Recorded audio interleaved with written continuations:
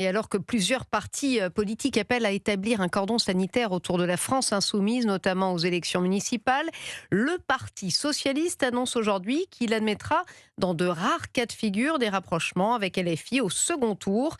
Alexandre Chevaux, le secrétaire général du PS, Pierre Jovet, exige en retour que les candidats insoumis clarifient leur position sur le rapport de leur mouvement à la violence politique. Oui, et difficile d'imaginer un candidat LFI aller à l'encontre de la position de Jean-Luc Mélenchon. Le PS ferme donc la porte, en principe, à des rapprochements avec les Insoumis au second tour. Olivier Faure, le premier secrétaire du parti. Nous n'avons jamais été, à quelque moment que ce soit, dans une situation où nous avons été sommés de nous aligner sur les Insoumis. Nous ne l'avons jamais fait, nous ne le ferons jamais.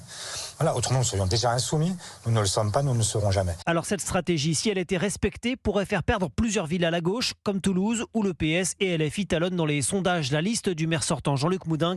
Mais qui dit pas d'alliance ne dit pas forcément cordon sanitaire autour des Insoumis. Le député PS Jérôme Guedj refuse ainsi de mettre la France insoumise sur le même plan que le Rassemblement national. Moi, je l'ai déjà dit, je refuserai toujours et je ferai toujours tout pour empêcher que l'extrême droite arrive au pouvoir. Parce que je ne mets pas un signe égal entre le Rassemblement national et la France insoumise. Et le pire scénario pour les socialistes, ce serait donc d'avoir à choisir au second tour entre le RN et LFI. Un scénario qui est loin d'être exclu pour la prochaine présidentielle. Alexandre Chevaux pour Europe 1.